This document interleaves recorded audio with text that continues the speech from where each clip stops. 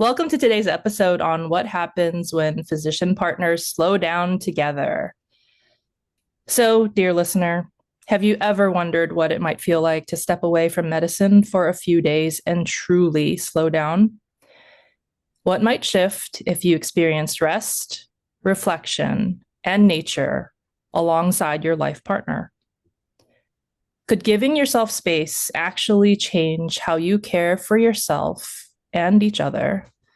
And what happens when two physicians, both used to caring for others, finally allow themselves to receive care?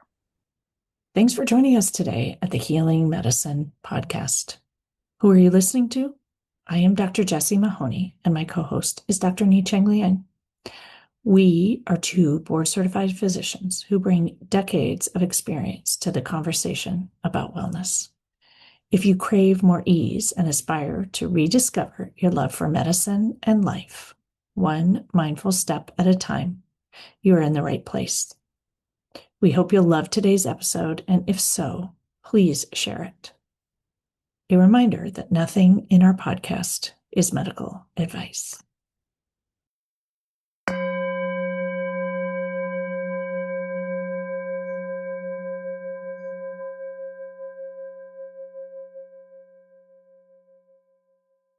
So, a very special and warm welcome to our special guests today. They are dear friends, colleagues, sponsors, and mentors, Doctors Angela Wong and Doug Conrad. Angela and Doug recently joined the pulmonary faculty at Cleveland Clinic and are greatly missed in San Diego by many people, myself included. They have over 30 years of experience as highly regarded pulmonologists. Angela has extensive leadership experience in wellness, now at Cleveland Clinic to start an integrative medicine pulmonary clinic, and was a former president of the California Thoracic Society and the former medical director of the UC San Diego Pulmonary Clinic. In fact, Angela was one of the main reasons I became involved with the board of directors for the California Thoracic Society and the American Thoracic Society. Doug was one of my attendings as a pulmonary fellow many, many years ago and was the director of the UC San Diego Adult Cystic Fibrosis Clinic with research expertise in microbiomes. So thank you so much to the both of you for joining me. And I also really wanted to thank you both again for supporting me and Jessie by coming to the last Connect in Nature retreat at Green Gulch Farm and Zen Center in Muir Beach and Muir Woods.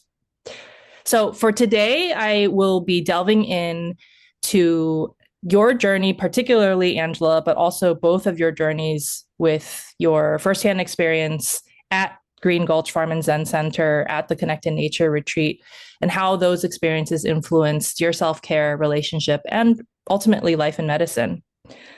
So welcome. Thank you. Thank Excited you. to be here to see you. So happy to see you both. So Angela, I know from our friendship over many years about your unconventional career journey, but because it's quite pertinent to this conversation, I was wondering if you could summarize for our listenership how your unconventional career journey and really life journey was. Yeah, so I started out we moved to San Diego 30 years ago. And the main focus of my professional career at that time was research. I had a K award, I had a mouse lab, and clinical medicine was a small part of that. And then for various reasons, including becoming a mother and dealing with the whole work-life balance issue, I did 180 and jumped ship about 10 years later. I went into private practice at Scripps. And there I found a new love, honestly, something that I never appreciated about myself, but I was doing primarily outpatient pulmonary medicine and found out that personally I thought I had a gift for it and I loved it. And after that, I went back to UCSD in 2020, right when the pandemic hit, to help run their outpatient pulmonary program there. And then last year in August, had the opportunity of, for me, literally a lifetime. And given this opportunity to start an integrative pulmonary program. So I have a half-time appointment in both wellness and pulmonary here at the Cleveland Clinic. Congratulations, and that's so exciting. And thank you so much for being an inspiration to so many women physicians who are also mothers. So before the two of you attended Connect in Nature, and I know, Angela, you had a self-care routine before, but what did self-care look like for the both of you? And this time I'll ask Doug first.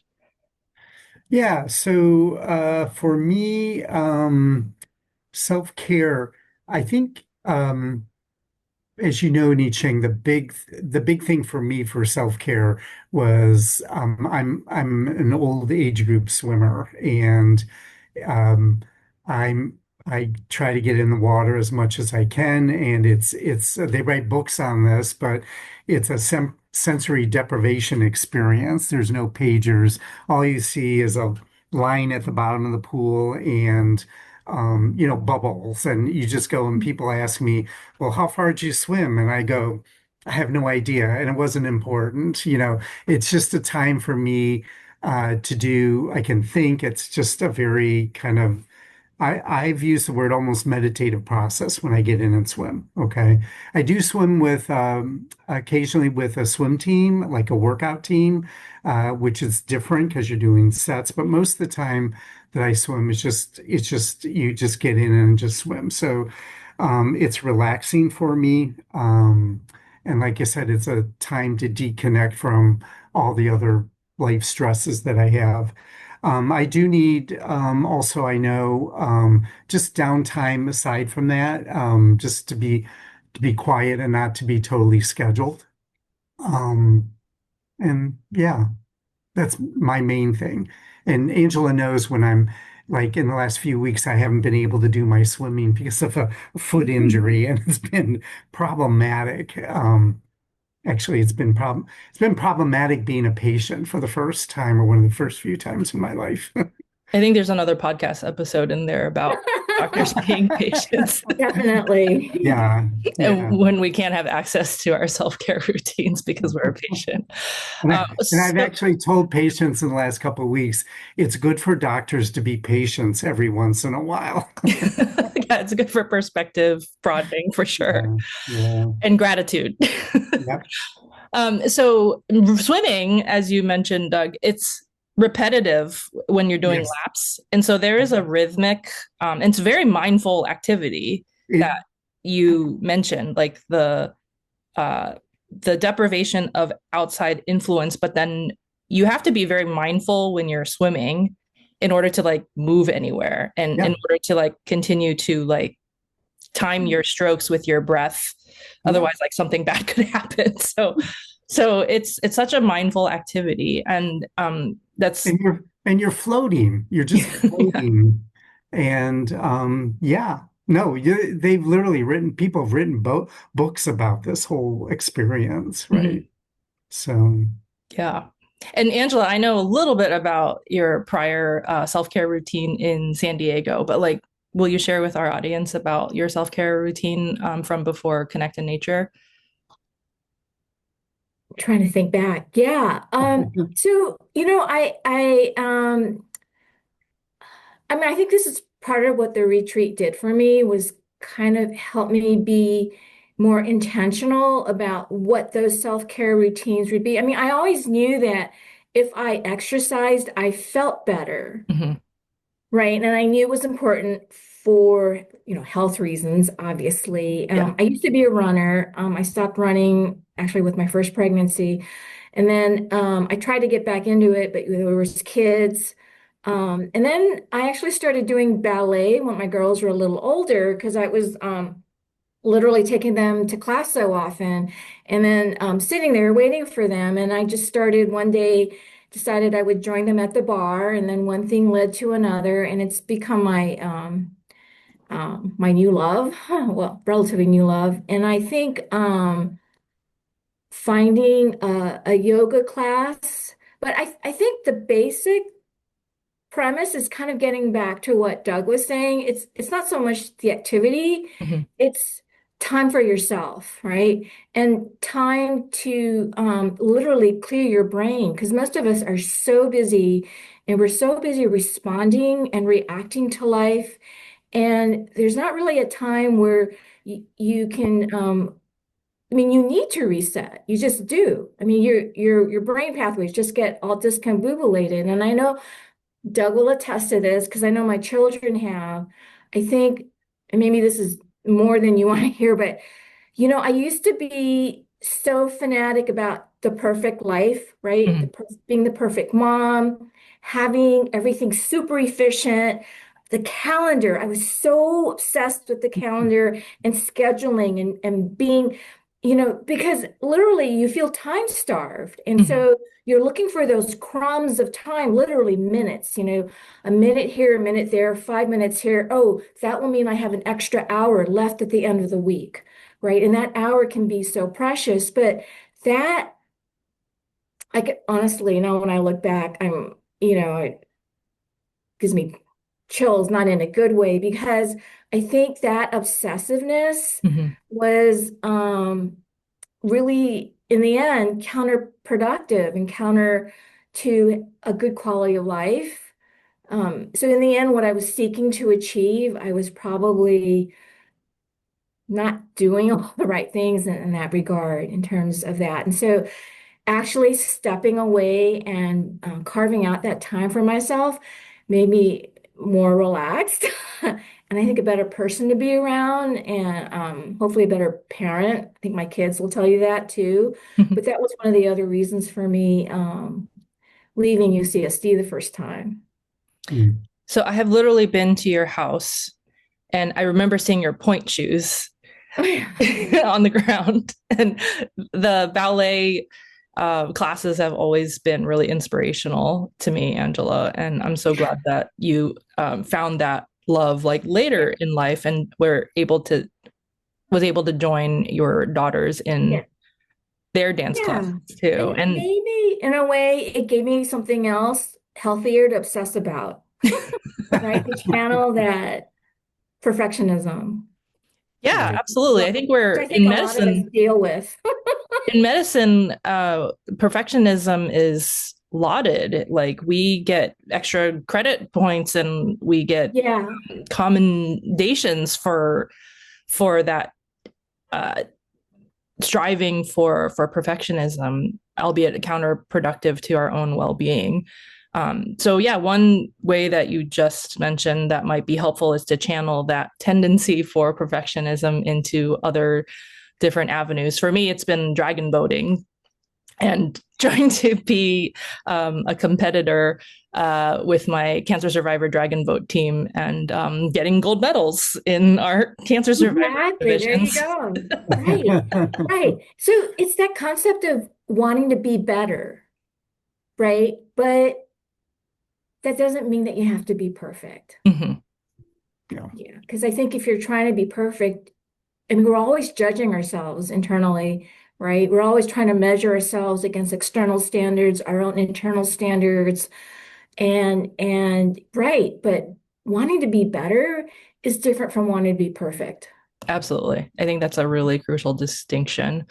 And coming back to the retreat, and maybe the retreat, hopefully even last year, hopefully helped both or one of you in some respects be better. So what was it, besides me asking you, what was it about saying yes to the retreat together? Because neither of you have attended the Connect in Nature retreat or even worked with me in that capacity, like outside of UC San Diego to do like a retreat experience. So what was it that led to the both of you saying yes? I think it was just that, well, I mean, part of it was because you asked me, not gonna lie. but still, that was part of it, right? Because, okay, this is something I believe in. And again, so this is again coming to our inner competitive nature, right? And our inner no secret, right? So wellness is something that we tell other people to do. Mm-hmm. And I think, and and yet for ourselves, right? It's really hard to find that motivation and to carve out the time. Oh, no, and it's like so many things in life when you're giving advice, right? It's really hard to adopt that advice in your own life. Um, and I think that was part of the motivation. Okay, well, this is important. Well, how important is it? It's important enough that we're going to make time for it. I think, I'm not going to lie again, the fact that you were holding this in such a beautiful setting, and I think that's another thing is that was part of the appeal, but also in the sense of wanting to be in nature, Mm-hmm. right? And then I think also being with a group of physicians, because I think we're doctors, we think we're special, but there are, right? With any profession, there are unique challenges and nuances that you think maybe only someone who's gone through or is doing what you do can really understand. And sometimes feeling that when you're with a like-minded group of people, in some ways you feel safer, Yeah. right? And so that was part of it. And also, again, honestly, not just the setting, but the food, Mm-hmm. the promise of healthy food, right? Because the, what is the word? Self-care, but being cared for, Mm-hmm. right? By someone that you trust. Yeah. Yeah. How about you, Doug? Well, I think, this is probably not something I would do on my own. So definitely, Angela kind of encouraged me to go along with it. And I have no regrets about doing it all. It pulled me out of my comfort zone, but it was good. There's a reason we call it a retreat. I was going to say about our earlier conversation about mindfulness.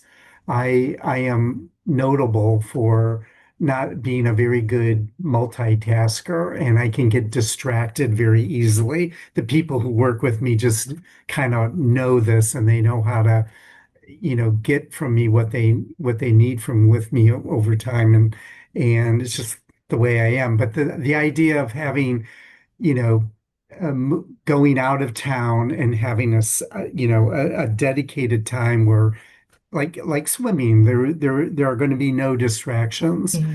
and it helped. I think that was very helpful and helped me get more out of the retreat than I would have, like if it was in town, for instance. Mm-hmm. Yeah, there literally is Yeah, no cell reception at Green Gulch yeah, Farm and Zen Center because yeah, it is up in the mountains. And when we walk down to the beach, that's when the cell reception returns. And so we warn the participants that, like, if your devices are on and connected, like, you're going to get all sorts of it'll go pings crazy. probably. But that's very, very intentional and purposeful in terms Yeah, of Yeah. the setting for sure. That's a And huge like, point. That's actually a huge point. I'm so glad you mentioned that because I mean, there's always that little part of your brain because we're responsible people and yeah, you worry, mhm, right? But being able to relax your little lizard brain and back your little limbic system and just mhm, say, oh, well, you're there's no way to phone out for somebody to call in. That's actually you really are forced to be in the moment. yeah, yeah. yeah, And the connection with the food and all that is just it's all tied up. I really think it was a really good concept. I've known you for a while now, and the whole concept of food as medicine thing is so. The more I mature as a physician, as I move on, the more and more I just see how important that is. And I'm picking up all kinds of pieces of information from Angela now that she's doing this integrative medicine thing. Our dinners are really remarkable. and colorful too, probably. Yeah, and I think I've had more lentils and beans in the last 4 months than I have in my whole life. But it's all good. I mean, Angela is an absolutely wonderful cook, and I'm just, it's been a nice journey. Yeah, Yeah, there's prebiotics and protein yeah, in what you just mentioned for the yeah. legumes. So speaking of the food as medicine, so specifically at the retreat, what Angela and Doug are referencing is the direct farm to table nature of the food. So the lunch time there is initially observed in silence because we are at a Zen center. And the salad that is served is harvested directly from the grounds of the Green Gulch Zen Center because it's also a farm.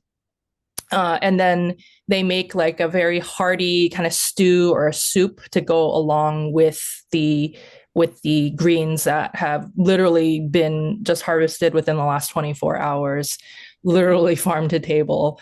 And then we have Mark, who is Jessie's husband, who trained at, let me see if I can get this right, Wolfgang Puck's, like one of his former restaurants, making some appetizers to round out the day as well, also using fresh organic ingredients, homemade goods, unprocessed as well. And then there's like unlimited tea that you can make fresh for yourself throughout the setting as well. So I'm so glad that both of you mentioned the food. Yeah.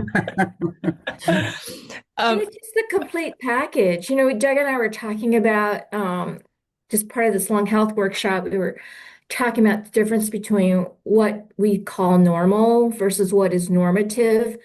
You know, so often what we think of as normal is just what happens on an every day-to-day basis. It's actually not normal. It's just what we've become accustomed to. And I think being in such a beautiful setting, distraction-free, fresh air, good food, good company, the centering on self-care makes you really question your day-to-day existence. Like, why am I, and you come back to, when you go home and you come back, it's just with this completely different perspective and light. Even for someone like, okay, I know the healthy things to do. I go to class and I do my exercise. But when you see what is possible, right? And granted, yeah, it's hard to live like that on an everyday basis, but when you see what's possible, it just changes your whole perspective on, how you want to be as not just a doctor, but a person. Was there something specific during the retreat that enabled that perspective broadening? I think, I'm going to say for me, I think it was just the whole package of, because, it does take you a little while to, it's like going on vacation, right? It takes 40 to 72 hours for you to unwind. And so it takes a little bit of you're going through okay, I don't have a phone and what if my kids want me? And just, so when you're able to completely relax and you're going, wow, this is pretty good, right? And then the exercises going through, and yeah, I mean, so there was things that I'd done before, but again, you're always in your home environment or your usual environment where there's always that little part of your brain, listening for the call or the page. So I think being in the retreat environment, and so just being able, I guess, what am I trying to say? Being able to completely focus, which I don't think I'd ever, I mean, I thought I was doing, but realizing that I wasn't really. That makes sense?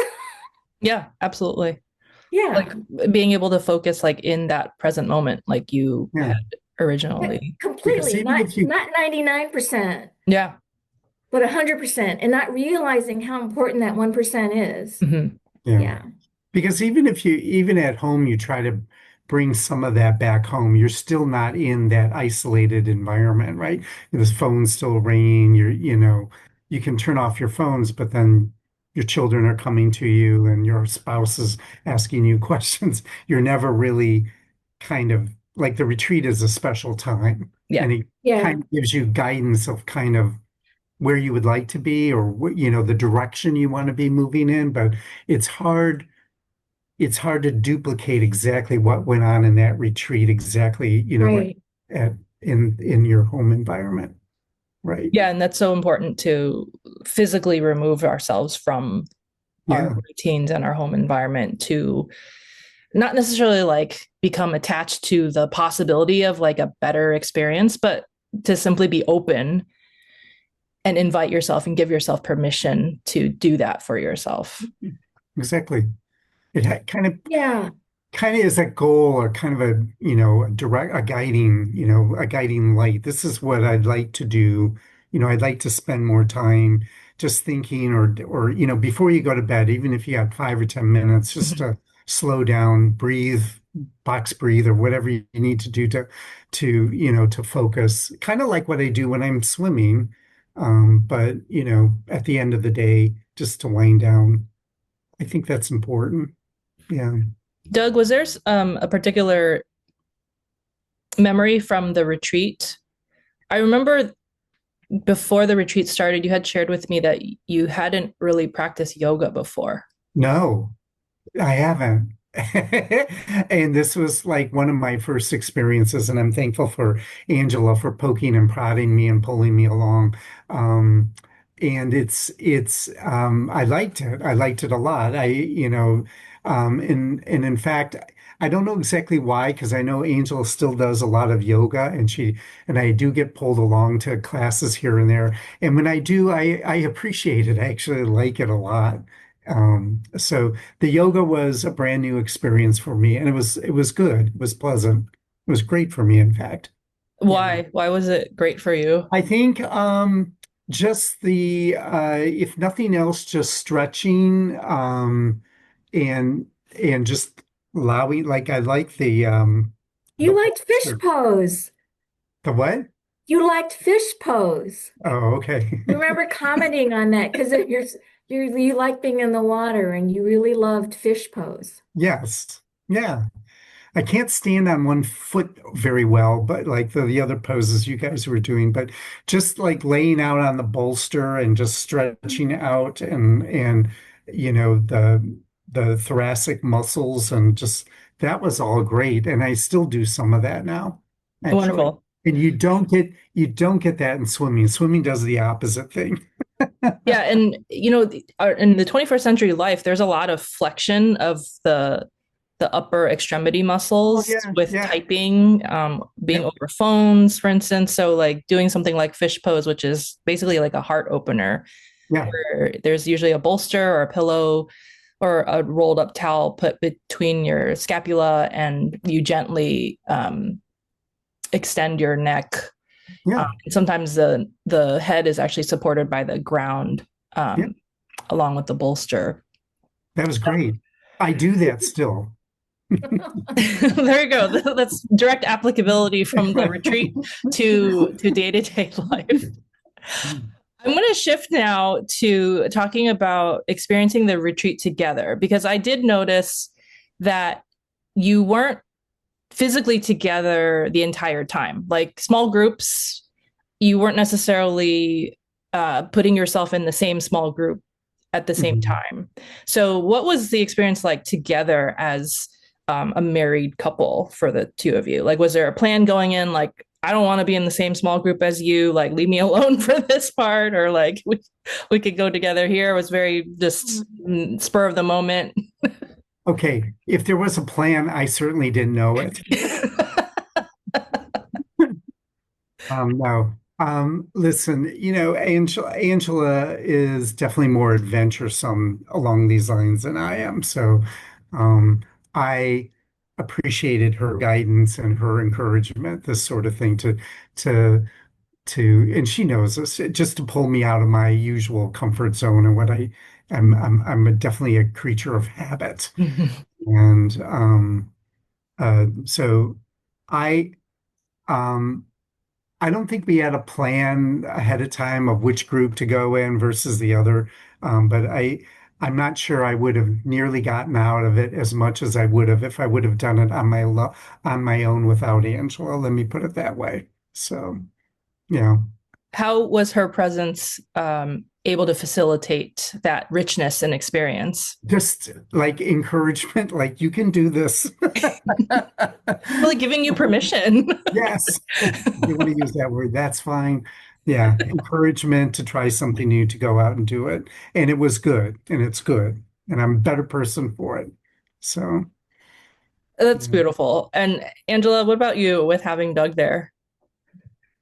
Um, so we met during fellowship, right? Doug and I. So a lot of our relationship has been built, I think, on this mutual respect that we have, and commonality that we have in terms of our love for this pulmonary medicine Mhm. in general. So that's been just a part of our relationship from the very beginning. So I think for me, and then also, the other point is, we were talking about this before the podcast started, but wellness and self-care seems to be, I mean, like a lot more women seem to be in tune with this. And I don't know, again, if that's just because we're more comfortable with these concepts and you know, whatever. But I think for both those reasons, I mean, I think objectively, I thought, well, more men need to be doing this. And Yeah. then two, from a professional standpoint, and also I think personal in terms of relationship, just thinking that, okay, we're really busy, right? And we both have full-time jobs, and we both, there's raising kids. Um, and this is going to be a shared experience. That's not just a symposium. Right. No, but and not just a vacation where you're just, going and seeing things, right? But it's a shared experience on this life journey. Mhm. And I'm just going to share a little story because I think this is something I learned when I first became a mother. I would say most of my attention, right, became focused on the children. And I hear that a lot in a lot of like new parents, and everything becomes centered around the children. And what I think for me, I had to learn was that no, I mean the spousal relationship is fundamental and foundational. And I actually had someone had to tell me this honestly, that with if they're no, if without parents there is no family, Mhm. Mhm. right? I mean, obviously if the parents split up, then like, and physicians have such a high rate of divorce. And not that I was thinking we're going to get divorced, but it was, you know how can we intentionally, um because you start taking each other for granted, Mhm. right? Because you see each other every day, and for us, we're seeing each other at work often, Mhm. and so you start not seeing each other as people anymore because there's that familiarity, right? So Mhm. I think, um, and I don't know if I was fully conscious of this when I was talking to Doug about, oh, you should come, but I think that's one of the things that um, at least personally, I gained from going to retreat is just kind of that, um, not understanding or appreciating what it brought to our relationship as a couple. Mhm. Mhm. Yeah. Yeah, if I remember correctly, there wasn't too many males there. I don't know if I was the only one or if there couldn't be more than one or two more. Yeah. Um, The vast majority of our connected nature retreats has been women, but yes, we've had a few men yeah, participate as well. And so thanks for being one of them, yeah. Doug. And we're trying to encourage men to come as well, because this is one of Jessie's rare retreats that's open to everyone. Hmm. And so for the both of you, this question then also is, was there something unexpected that you gained from being in retreat, either together or a revelation that was experienced individually that was unexpected? Um, so I went into the retreat, um, I'm going to say kind of blind. I didn't know if I had any expectations Mhm. coming out of it. I wasn't really clear what was going on. I think I was very pleasantly surprised, just because we just talked about it, by the whole yoga experience. I had never done anything like that before. And I can tell you from my swimming experience, I have a a kind of a similar benefit from swimming, but it's a little bit different. It's a little bit different physicalness to it. Um, but it's the yoga part of that. I really that was an unexpected joy of it. Yeah, I could say that that was a real benefit for me, and I guess I wasn't expecting it. I didn't know what to expect. But I remember telling Angela, I go, oh, that was okay. I didn't know I could do it because I'm not very flexible at all. I'm just like stiff as a board. And um, but at least the way they were talking about it wasn't kind of real performative. It was more of I forgot what you call it, Angela, kind of a more relaxing, stretchy kind of yoga than it was any kind of aerobic exercise. Yeah, so the postures that Jessie teaches are usually based in Hatha and Yin.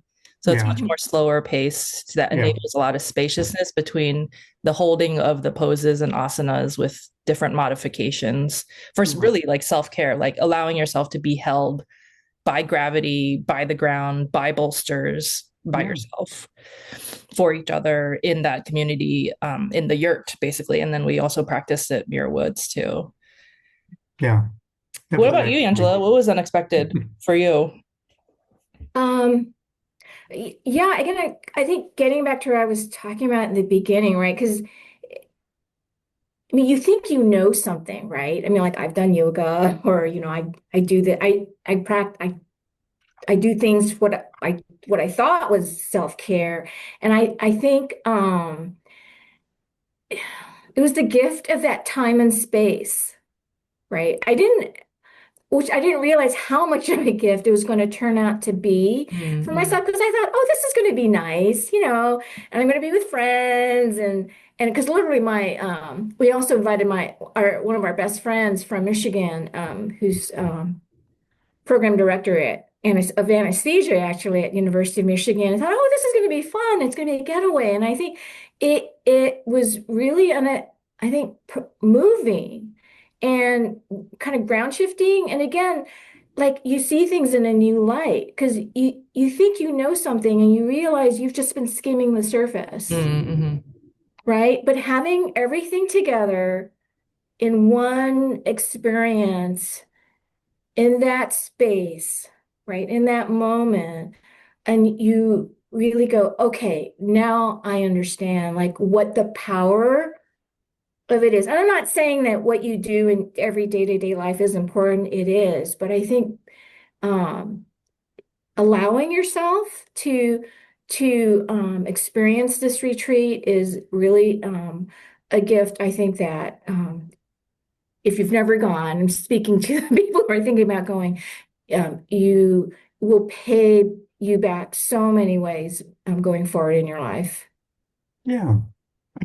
Yeah. If you're just on the fence about doing it, just do it. You won't be disappointed. I wasn't, Yeah. and I didn't know what I was getting into exactly, but um, I it was a very, very Yeah. useful, pleasant experience. It was great. Because Mhm. it can seem extravagant, I think, because you're taking, all this time off and, going up to Northern California, but it was so beautiful and moving. Um, Yeah, I'm just so grateful that you guys did this and you asked me to go. Because again, you think, yeah, I do this stuff at home, but you don't. Not really. Mm-hmm. Mm-hmm. Yeah. And dear listeners, those are not paid Oh yeah, I'm testimonials. not paid. I'm receiving no reimbursement for this. So thank you. Like deep bow of gratitude for those kind words about the retreat from the both of you, like unsolicited. I mean, honestly, I thought I was, I did want to go, right? But it was such a moving, I mean, because it's like I said, the complete experience. physical, emotional, psychological. And I think our lives are so busy and distracted that we don't really understand like how much, even when we think we're turning off, right? Mhm. They're still weighing us down. Yeah. Yeah. And so now I'll fast forward a little bit and re-entering your day-to-day lives after Connect in Nature. Were there applications of nuggets of wisdom garnered there through experiential learning that you then applied into your day-to-day life after the retreat? Yeah, I am definitely more relaxed. I think my daughters will tell you that. But that whole obsessiveness with the schedule. I mean, I think I've been on that journey already. Mm-hmm. Because just figuring out, you get fed a lot of stuff when you're in training, not all of it's right. And this relentless emphasis on efficiency and organization, right? Which again, as we were talking about earlier, can be actually, I think, counterproductive not just personally but professionally as well. But letting go of that need to be perfect. Mm-hmm. Um, and then but I think the other thing was when you feel that physical and emotional, I was just going to say power, like you realize, okay, how do I get this into not just my life, but my patient's life, Mm-hmm. right? And I know you had already done that, the integrated medicine journey. I had always been, thinking about it, going on the fence, but I think that's really what started pushing me is like, yeah, there's so much that we can offer our patients in terms of helping people feel better, right? That just goes beyond the pharmaceuticals and things that we honestly do to people, right? Mhm. And when you experience that for yourself, I think you just realize, yeah, this is something that I need to be doing, not just for myself, but for the people I care about, which is your family, your friends, and then also your patients. What about And I you, think Doug? um, so it's going to be I think a little bit different for me, but similar. I mean, it was part of an ongoing journey about how important our nutrition is and how we eat and this sort of thing. The food is medicine connection, and as you know, we've been together on other journeys along this line earlier on in your life. Um, so that it was reinforcing those ideas and that does come into clinical practice, I think also. I deal with a group of really sick patients who are really malnourished, and I talk to them about their nutrition and how important it is just for general health and fighting off infections and blah, blah. So that's all been quite important for me. And for me personally, um, what's the legacy of the retreat for me? Um, I'm going to reiterate what I just saw that, that I've heard of yoga, I kind of seen it on TV and everything, but until I actually did it, I didn't really feel it, how beneficial it could be to me. And I can't say that I'm doing a mini yoga session every night before I go to bed, but I do some form of that very frequently, around. So I and then Angela like pulls me into her yoga classes every once in a while, and I go and I really like them. I'm more open to that whole concept than I was before. So there's the Um, embedding of a mindful movement yeah. practice. Okay, that's a good way of saying Yeah. Oh, just it. summarizing, right? In what, however For it the be, like verbally, one of Angela's classes or the swimming, that you enjoy as well. and some people get that same thing I get from swimming. Maybe they run. I've Mhm. heard runners say the same thing. Okay, they get into a kind of a zone and they don't think about, oh, step here, step there type thing. You just go type thing. So, yeah. So as we close our time together, Doug and Angela, is there anything that you'd like to share with our listeners, either about self-care now after Connect in Nature in a new medical center, in a new state along your journey and your path, that you'd like to share with our listeners? I think I was just thinking about this. Part of self-care is having compassion for yourself Mm-hmm. and giving yourself grace. And I think that's one of the other things that I've carried from that retreat that I don't think, again, I'd only paid lip service to, but not really understanding what that meant, is that accepting, and again, it seems so obvious, but accepting the reality that none of us are perfect. Yeah. We're all But in not, turning off that inner judge.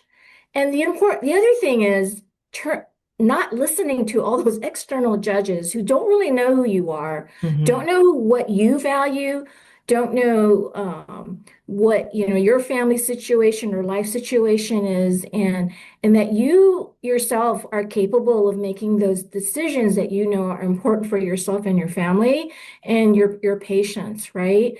And I think that is kind of that perspective of what I took away, just finding that strength, I think,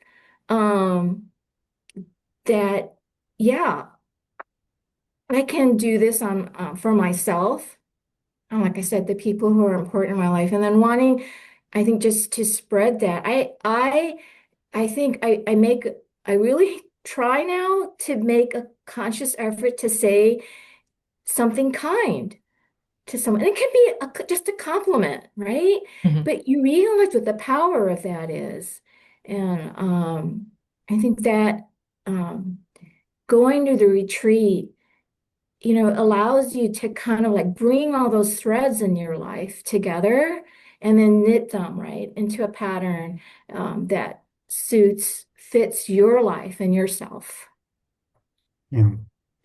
And I think also that, just to say it in other words, that, we all have our strengths and we all have our weaknesses and our flaws. I mean, that's so evident, with the people that are around you. And I think it's important. Another way of saying what Angela said, I think, is when you go around, there's so many things that are messed up in our lives and our world right now, that I, when I go through, I'm actively trying to find out. It's so easy to find fault and find bad things about the people around you. Mm-hmm. It's much harder, but much more productive to find out what is good about that person you're dealing with, right? Look for the good side of the good aspect of that person in front of you. And then along the lines, and this is really true for those of us who are in academic medicine, but it reiterates what Angela said.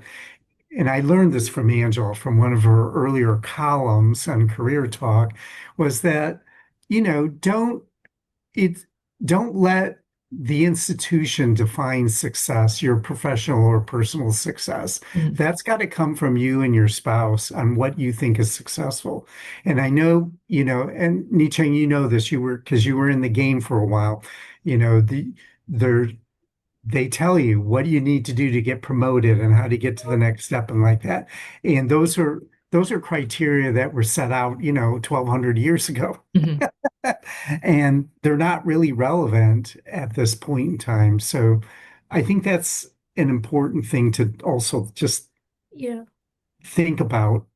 Like Angela was saying, don't let external forces decide what success means to you.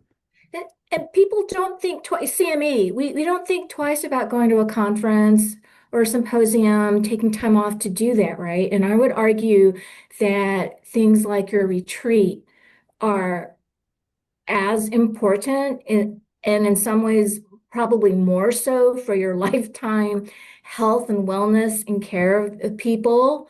And I think that's the message that we should be sending people. Mm-hmm. Yeah. Yeah, this is a CME retreat also. Yeah, your retreat is after CME, so that's great. So that's really great. But yeah, but absolutely, it's the things that you do and what you've created is really, like I said, life-changing. Thank you to the both of you. And what I heard from those statements was an invitation to reclaim your own agency in mind, body, and spirit. Thank you. Yes, well said. And so I hope that this episode, thank you again, Angela and Doug, for sharing so much and for your support with coming to the retreat and experiencing it, that this episode can serve as an open invitation, dear listener, to give yourself and your life partner, perhaps, permission to take some time away, selfishly with me and Jessie at the Connected Nature Retreat, but really with any retreat. Give yourself permission to take any retreat designed to slow you down, help you reconnect and heal, and perhaps see each other in a different light. If you enjoyed this podcast, please share this and leave us some stars and reviews. This helps others find us. Jessie and I are so grateful for your ongoing support. As always, please stay on after the sound of the singing bowl for our mindful moment offering. Today, it will be led by Dr. Angela Wong. Thanks so much for listening. Thanks for listening. If our message resonates, we'd love to connect further. Join us for coaching, mindfulness experiences, workshops, and retreats. Invite us to speak at your institution or conference. When you work with us, you don't just consume information, you create real change. Find Ni-Chang Liang at Awakened Breath and Jessie Mahoney at Pause and Presence.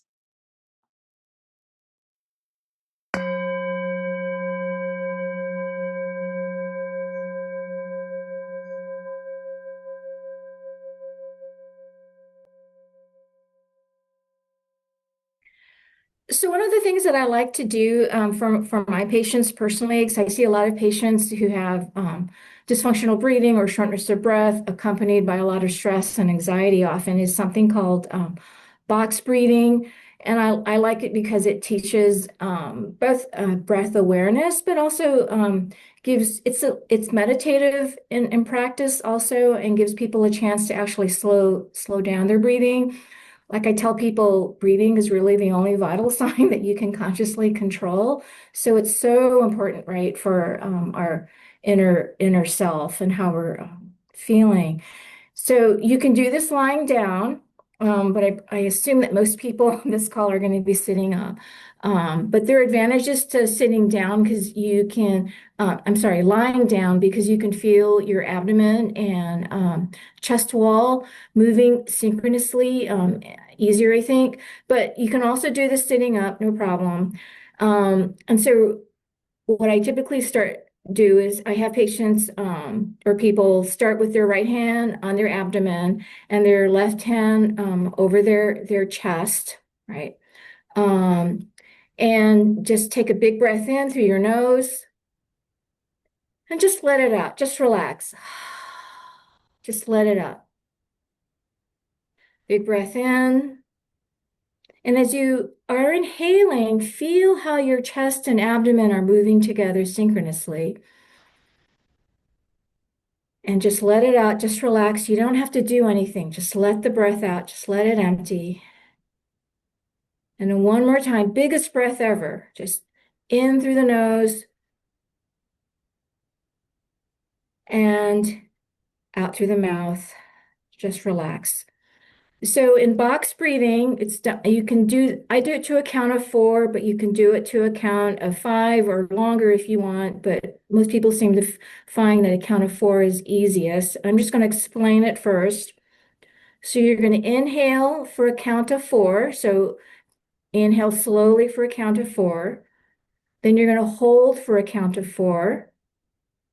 Exhale through the mouth. So this is going to be controlled. Exhale through the mouth for a count of 4. And then you're going to inhale again Sorry, you're going to hold for a count of 4, and then you're going to inhale for a count of 4. Okay, so we can start. And as you're doing this, just think, I am breathing in and I am breathing out. I am breathing in and I am breathing out. Okay, so ready, set, go. In, 2, 3, 4. Hold, 2, 3, 4. Out, 2, 3, 4. Hold, 2, 3, 4. In, 2, 3, 4. Hold, 2, 3, 4. Out, 2, 3, 4. Hold, 2, 3, 4. In, 2, 3, 4. Hold, 2, 3, 4. Out, 2, 3, 4. Hold, 2, 3, 4. Great.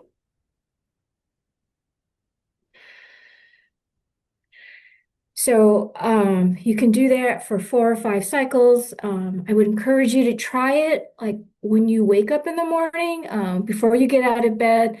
Super great way to start the day before you jump out and start, with your busy schedules.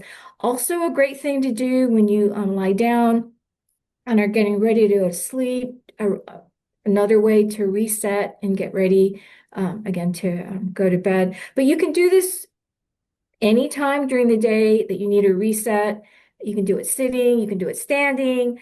But yeah, it's just a really great way to come back to the breathing and reset yourself.